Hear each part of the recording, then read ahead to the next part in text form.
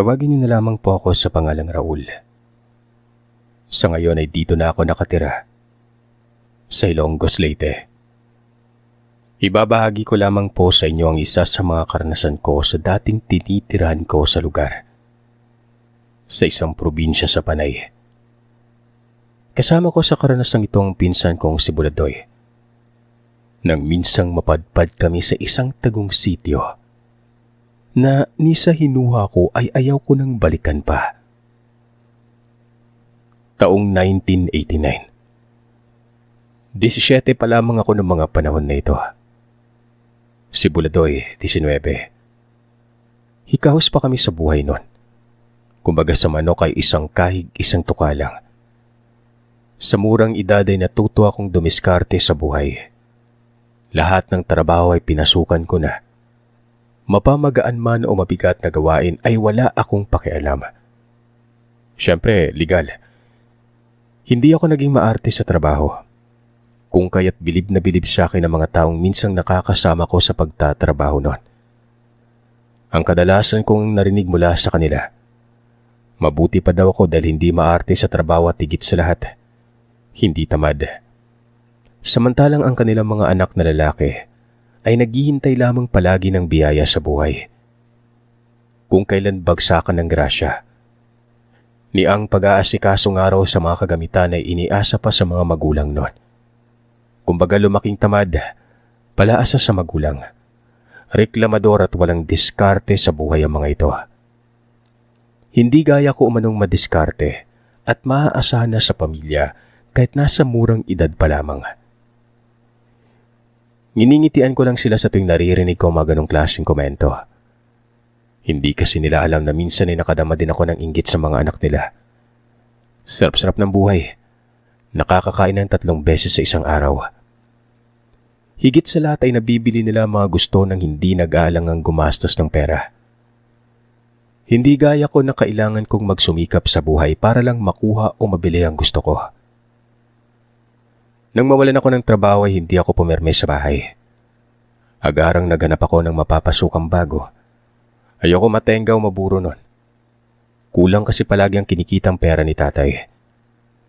Kinakailangan ko talaga maghanap ng mapagkakakitaan uli para kahit papano ay matulungan ang mga magulang ko. Sumakto namang naghahanap din ng trabaho ang pinsan kong si Buladoy. Kung kaya't sabay na kaming dalawang pumunta sa bayan at naghanap-hanap ng mapapasukan. Hindi naging madali ang paghahanap ko ng trabaho. Dahil sa loob ng ilang araw na pabalik-balik naming dalawa ng pinsan ko sa bayan, ay walang gustong tumanggap sa amin. Hindi ako nakapagtapos ng high school noon kung kaya't sa oras na malaman ng taong pinag-a-apply ng tungkol sa natapos ko. Tumatanggi sila. Sinasabing hindi na sila nangangailangan pa ng karagdagang trabahante. O kaya naman sinasabing ang kailangan daw nilang trabahante ay yung may natapos sa pag-aaral para presentable umano kung marap sa mga customer. Sa katagalan ng paghahanap namin ng mapapasukan, may nakita na rin kami. Pero bago yun ay may isang pangyari muna ang naganap na siyang naging daan kaya makapagtrabaho kami noon. Isang hapon sa hindi inaasang pagkakataon, habang naglalakad kami ng pinsan ko sa bayan para maghanap ulit ng trabaho, may matandang lalaki ang nakita kong papatawid ng kalsada malapit sa nilalakaran namin. Nung una ay hindi ko pinagtuunan ng pansin ang matandang ito. Gawa ng abalang-abala ko sa pagtitingin-tingin sa paligid kung may nakakaratula bang naghahanap ng trabahante. Ang kaso maya-maya lang ay napansin kong parang bumagal na sa paglalakad ng matanda. Pasuray-suray ito na aakalain mong lasing. Nung nasa kalagitnaan na ng kalsada ang matanda, ay mas lalong bumagal na ito sa paglalakad. Sakto pa namang may paparating na sasakyan. Kinabahan ako't walang pag-aalinlangang mabilis nang nilapitan ng matandang yon. Agarang hinatak ito papunta sa gilid ng kalsada. Sa gulat at pagkabigla ko nga ay nasigawan ko pa ang driver ng sasakyan na ito. Sinabihan ko itong maghinay-hinay sa pagmamaneho at makakapatay siya ng wala sa oras nun. Bago muling pinaharurot ang sasakyan ay humingi ng pasensya ang driver at sinabing hindi niya agad napansin ang papatawid na matanda. Nung nasa gilid na nga kami ng daan, nawalan ng malay ang matandang ito. Nang tingnan ko siya ay nakita kong putlang-putla siya. Halos magkulay ube ang labi niya. Natataranta na ako at hindi alam kung anong gagawin. Buti na lang at saktong nakita ko ang kababaryong manggagamot na si Tatang Isko. May bitbit pa itong bayong at mukhang galing yata sa palengke. Tinawag ko siya at tumingin ng tulong dito. Baka sakaling may maitulong siya sa matandang hinimatay.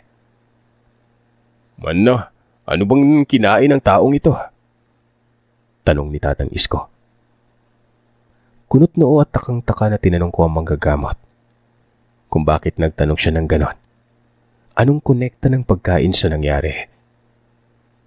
Hindi ako makapaniwala nang sabihin sa amin ng manggagamot na kaya itinatanong niya kung ano ang kinakain ng matanda bago ito hinimatay. Dahil nararamdaman niyang unti-unti nang kumakalat sa katawan ng matandang yon. Ang lason. Nilason ng matanda, Sir Seth.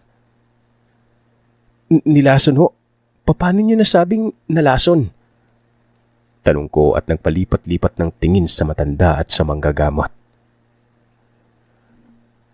Ay, gaya ng sinasabi ko, nararamdaman ko ang lason na nananalitay sa katawan ng taong ito.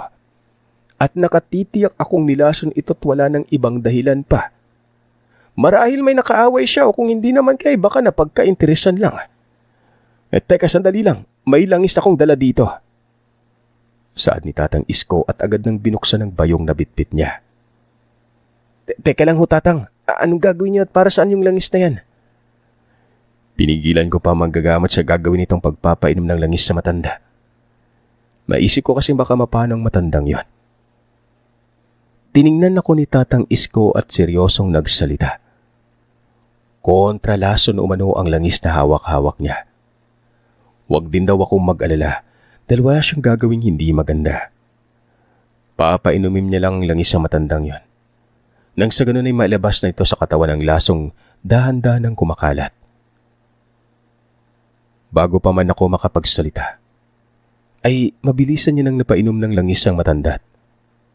Wala pang ilang segundo, biglang dumilat ang mga mata nito at sunod-sunod na nagsususuka ng kulay berde. Sobrang paho pa ng mga sinusukan nito, kaya mabilis akong napatakip ng ilong. Ganon din ang pinsan ko at ang iba pang nakikiosyoso. Nung medyo bumuti-buti na ang pakiramdam niya ay inihabilin sa akin na manggagamot ang matanda. Ayon pa sa kanya ay saka ko na raw iwanan ng matanda. Kapat talagang nasa maayos na itong kalagayan o kaya naman ay kaya na nitong umuwing mag-isa. May pupuntahan ba daw kasi siya kaya't mauuna na umano siyang umalis nun. Sige po, maraming salamat po ulit sa tulong niyo, Tatang Isko . Bawi na lang po ako sa susunod. Pupunta ako sa bahay niyo. Sabi ko. Walang problema. Basta ba dalhan mo lang ako ng alak sa bahay . Amanos na tayo. Nung maayos ng kalagayan na matandang tinutulungan ko, nalaman niyang nangyari sa kanya nung hinimatay. Walang tigil sa pagpapasalamat ang matandang itago niya na lamang sa pangalang Manong Russell. Nagtanong din siya kung nasaan na ang taong gumamot sa kanya't pasasalamatan niya rin ito. Mag-aabot din daw siya ng maliit na halaga bilang gante sa ginawa nitong panggagamot noon. Sinabi ko sa kanyang nagmamadaling umalis ang manggagamot at may pupuntahan pa. Isa pa, huwag niya nang alalahanin pa yon dahil naipagpasalamat ko na siya kay Tatang Isko. Saglit na tumahimik si Manong Russell sa pagkakataong yon. Ako naman ang nagtanong sa kanya kung ano ang nangyari at bakit nalason siya. Base na rin sa sinabi ng manggagamot. Kitang-kita ko pa kasi yung kulay berding laway na sinuka niya at sobrang baho nun. Saglit na kumunot ang mukha nito na para bang binabalikan ang mga nangyari bago siya hinimatay. Maya-maya pa, ayon kay Manong Russell, Sir Seth, matapos niya raw kumain ng kakaning binili sa hindi kilalang matandang babaeng naglalako, agaran na siyang naglakad at nung patawid na ng kalsada ay nakaramdam na umano siya ng pagkahilo. Tapos ay dahan-dahang sumisikip ang dibdib niya at hindi kalaunan ay parang kinakapos na siya ng hininga. at nagdilim na ang kanyang paningin. Tuloy ay hindi niya namalayan ang papadaang sasakyan. Buti na lang daw talaga at nakita ko siya. Dahil kung hindi ay baka kung ano na ang nangyari sa kanya noon. O ang mas malala pa baka paglalamayan na siya kinagabihan. Base sa kwento niyo, mukhang tama nga ang sinabi ng manggagamot na pagka-interesan po kayo ng mga manlalason. Teka, saan ba ang punta niyo mga iho? Tanong niya. Naghahanap po kami ng trabaho ng pinsan ko Katunayan nga po niyan, ilang araw na kaming naghahanap ng trabaho pero wala pa rin mahanap. Ang arte ng mga taong pinag-apply namin. Gusto po nilang trabahante yung mga may natapos sa pag-aaral para presentable ko sa harapan ng mga customer. Trabaho? Anong klaseng trabaho bang hinahanap nyo? Kahit ano, hindi naman kami namimili. Walang problema sa amin kung anong trabaho yung papasukan. Yung mahalaga may kikitaing pera at makatulong sa mga magulang. Hindi ako makapaniwala nang alukin kami ni Manong Russell ng trabaho noon. Nagulat pa ako at halos hindi makapaniwala nang malaman kong hindi lang pala isang simpleng matanda ang nailigtas ko noon. Matagal na siyang katiwala sa pinagtatrabahuan. Kaya't ora mismo ay makakapasok kami ng trabaho kung tatanggapin naming magpinsan ang iniaalok niya. Wala nang cheche-boreche pa. Tinanggap namin yon. Hindi po namin tatanggihan yung alok niyo, Manong. Talagang kailangan namin to Ayos lang ba sa inyong dalawang babuyan at manukan ng pagtatrabahuhan ninyo? Hindi biro ang mag-alaga ng hayop kaya itatanong ko kung kakayanin nyo. Tungkol naman sa pagkain at bahay na matitirahan ninyo wala na kayong dapat alalahanin pa. Libre lahat. Saglit na nagkatinginan kami ng magpinsan at halos sabay na tumango dito. Nulit ko. Sigurado ba kayong dalawa na kaya ninyo magtrabaho sa babuyan at manukang sinasabi ko? Muli ay sabay na naman kaming sumagot ng pinsan ko at sinabi ditong sigurado kami. Noon pa man wala kaming pinipili o inaatrasang trabaho, kaya't sisiw lamang sa amin ang trabaho sa babuyan. Sige. Bukas dito tayo magkita-kita ulit. Magsiuwi muna kayo at magpaalam sa mga magulang ninyo at kung talagang sigurado na kayo magdala na rin kayo ng pang-isang linggong pabalit na damit.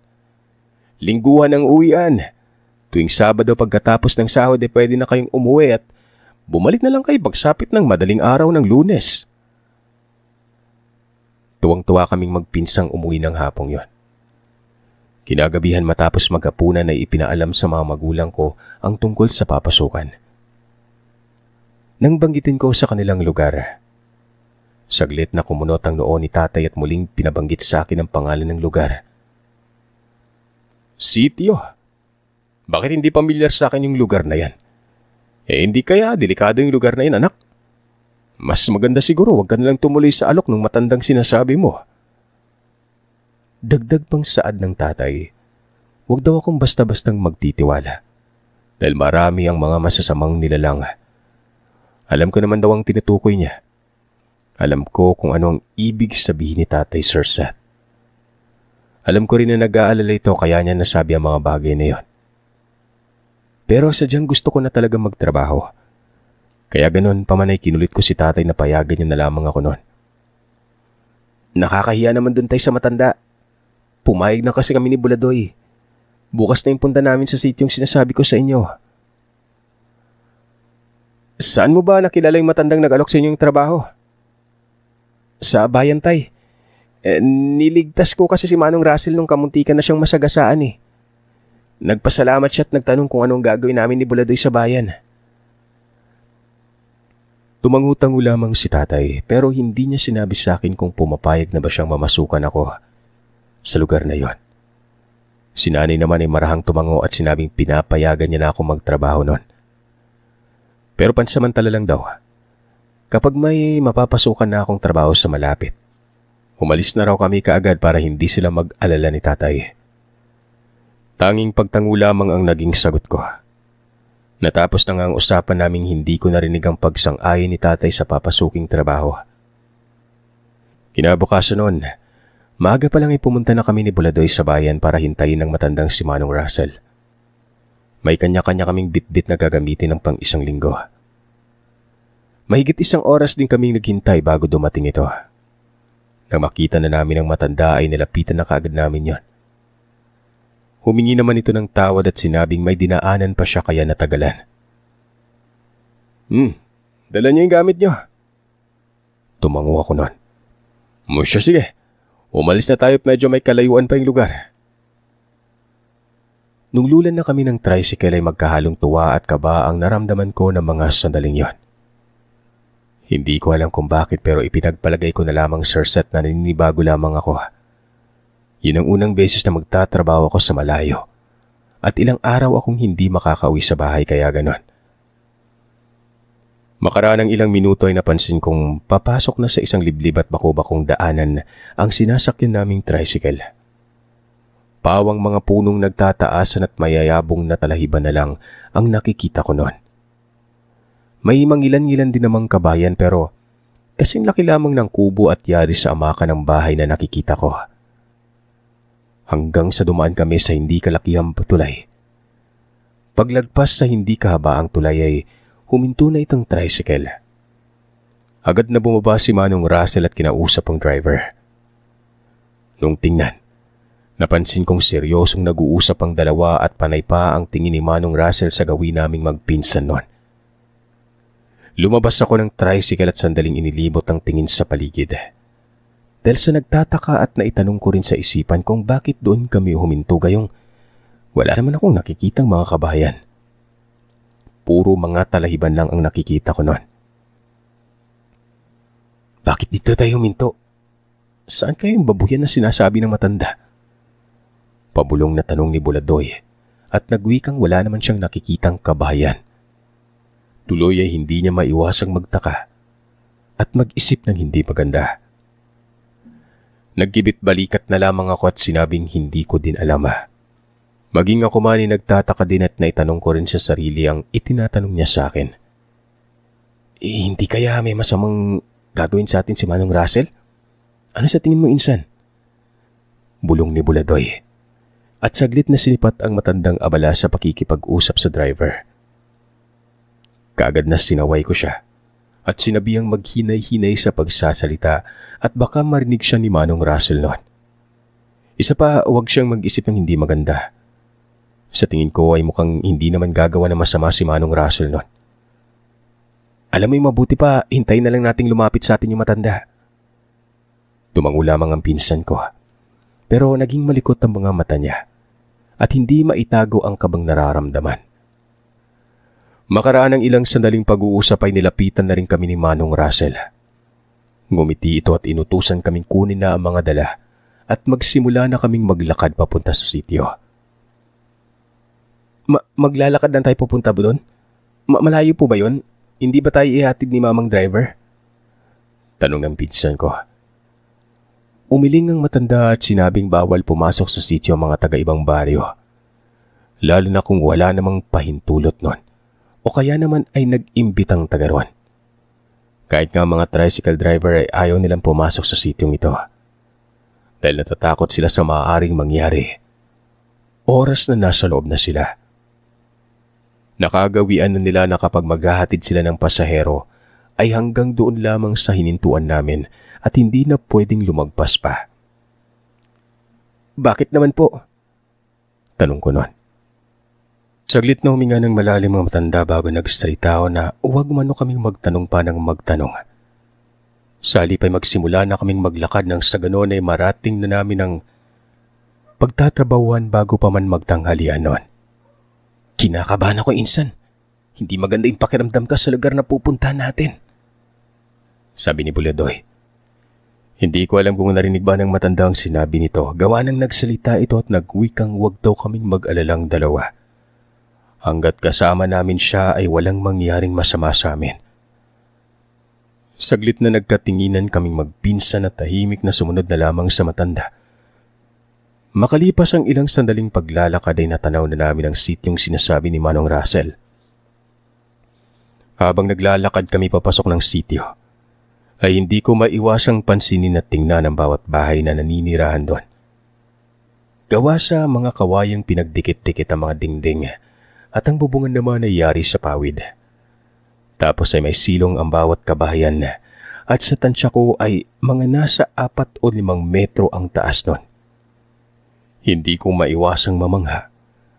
Gawa ng halos pare-pareho ang bawat disenyo ng bahay na nadadaanan namin. Tuloy ay hindi ko napigilan ang sariling itanong kay Manong Russell ang tungkol sa mga nakita ko. Hindi na naituloy pa ang sasabihin ni Manong Russell gawa ng may sumalubong sa aming matandang lalaki at magiliw itong kinausap. Makaraan ng ilang minuto ay nagpatuloy na kami sa paglalakad. Nakita kong parang mababait at pala kaibigan naman ng mga tao doon. Palaging nakangiti ang mga ito at binabati si Manong Russell kapag nadadaanan namin sila. Nang nakarating na kami sa may kalakihang bahay sa dulo ng sitio, ay may samlalubong sa aming lalaki na sa tingin ko ay mga nasa edad 30 o 40 mahigit na. Tiyong Russell, sino po yung mga kasama mo? Tanong ng lalaki sa matanda. Sinabi niya nga sa pamangking nagpakilalang Nelson na kami ang sinasabi niyang kahapong bagong tauhan sa babuyan. Sila po ba yung sinasabi mong nagbigtas sa'yo kahapon? Sila nga. Wala namang maraming tanong-tanong pa ang pamangkin ni Manong Russell noon. Na napag-alaman kong ito palang amo namin sa trabaho. Katunayan niyan ay nagpasalamat pa si Manong Russell sa ginawa kong kabutihan sa tiyuhin niya nung magawi ito sa bayan kahapon. Sige tiyong, ikaw na yung bahala sa kanila. Ituro mo na lamang po kung saan yung bahay na titira nila habang nagtatrabaho dito. May pupuntahan pa daw kasi itong importante at bukas pang balik nito. Agad namang itinuro ng matanda kung saan ang bahay na matutuluyan namin. Pagpasensya nyo na at pagulo itong tulugan ninyo ha. Hayaan nyo at bukas na bukas ay ipapalinis ko ito. Nako, wag na Manong. Kami na lang po yung maglilinis dito. Dagdag pang wika ng matanda. May 2 pa daw kaming kasamahan at nasa kanya-kanyang trabaho ang mga ito at hapon pang uwi nila. Huwag din daw kaming mag-alala dahil kahapon pag uwi niya galing bayan. Nabanggit niya sa 2 ito na may bagong trabahante. Kaya't inaasahan na ng mga itong pagdating namin. Siya nga pala, hindi naman ako mahigpit sa mga tauhan dito. Ang gusto ko lang ay tandaan ninyong maigi ang kabilin-bilinan ko nang sa ganon ay walang mangyaring masama o malayo kayo sa kapahamakan. Tungkol sa ano ba yung bibilin nyo? Pagtatakang tanong ng pinsan ko noon. Ayon sa matanda ay mahigpit niyang ibibilin sa aming pagsapit ng 6:00 ng gabi. Dapat lahat ng pintuan at bintana ng bahay nakasarado na. Siguraduhin naman naming nakakandado ng maigi at huwag na kaming lumabas ng bahay pagsapit ng hapon.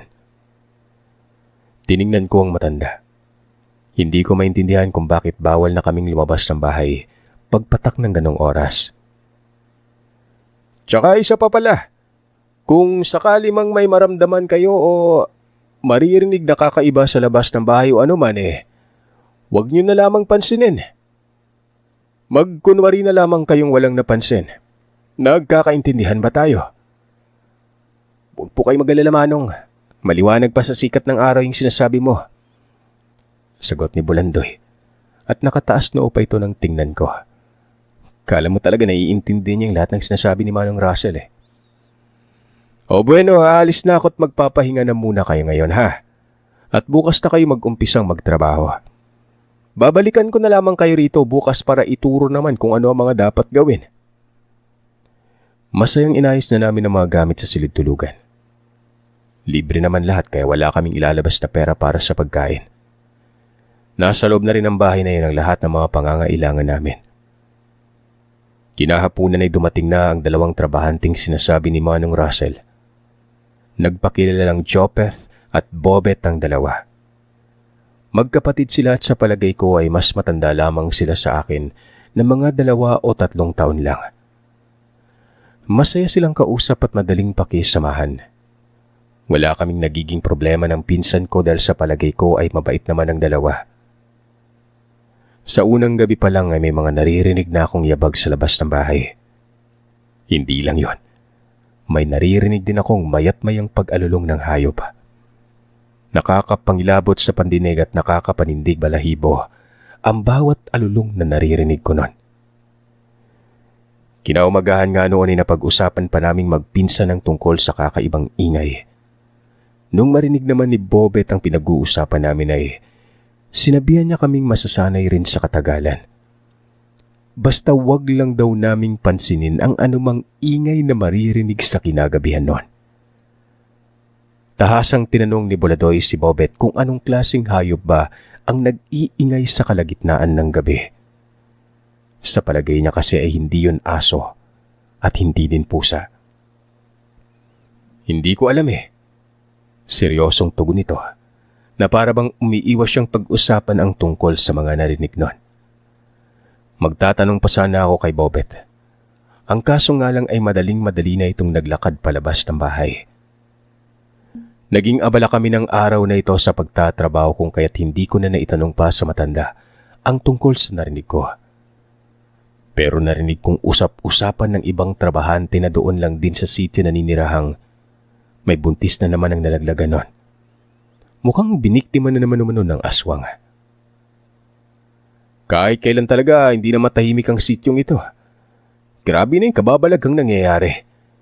Linggo-linggo na lang ay may namamatay na sanggol o kaya naman yung matandang nagkakasakit ng biglaan. Lilipas ang ilang araw ayon. Malaman-laman na lamang nating nalagutan na ng hininga. Wika ng matandang si Mang Dadoy, isa sa mga katrabaho namin. Sumabat naman ang isa pa at nagwikang kahit nakataas na ang saig ng bahay, ay hindi pa rin sila ligtas sa mga aswang na sumusuong sa silong ng bahay. Tuloy ay kinatatakutan na ng karamihang taga-ibang lugar ang kanilang sitio. Ang akala ng mga ito ay mga aswang na ang naninirahan. Sa katagalan ng pakikinig ko ay doon ko nalaman ang kasagutan kung bakit nakataas ang bawat bahay noon. Base kasi sa mga nalaman ko, kaya nakataas ang singlaki ng tao ang silong. Yun ay para malaman o mano kaagad nila kung may tao ba o hayop sa silong ng bahay. Dati-rati kasi ay mababa lamang ang silong nila, kung kaya't hindi agad nalalamang may gumagapang-gapang na palang nilalang sa ilalim nun. Gatuhod lang kasi ang taas ng silong at napakadilim nun. Hindi agad-agad nakikita ang ilalim kung hindi sisilipin na maigi o kaya'y tapatan ng ilaw. Kinahaponan mga bandang 6:00 na ng hapon. Maagang nagsarado sina Jopeth at Bobet ng pintuan at mga bintana. Matapos nilang gawin yon ay nagpahinga muna ang mga ito. Insan, punta lang akong kusina. Mukhang pagod na pagod yata yung mga kapatid eh. Ako na lang yung magluluto muna. Sige Insan, maganda yung plano mo. Medyo nagugutom din ako eh. Kagad nang pumunta sa kusina ang pinsan ko para magluto nun. Pero makaraang ilang minuto, habang nagluluto ito ay may naririnig kaming boses. Sa hindi inaasahang pangyayari, ay nawala sa isipan ko ang mahigpit na kabilin-bilinan sa amin ni Manong Russell. Ang buong akala ko ay ang matandang iyon ang nasa labas at may kailangan ito sa amin kaya nagmadali na akong bumangon mula sa pagkakahiga at tinungo ang pintuan. Nang akmang bubuksan ko na sana ang pintuan, bigla akong pinigilan ni Buladoy. Sumenyas itong huwag maingay at silipin ang taong nasa labas nun. Madali kong naintindihan ang sinabi niya. Dahan-dahan akong naglakad papalapit sa bintana at mula sa siwang ng kawayan na isinilip ko ang kung sino mang tao ang naroroon sa labas. Halos takasan na ako ng ulirat nung may makita ako sa bakuran ng bahay sa kadahilan ng hindi tao ang gumagawa ng ingay.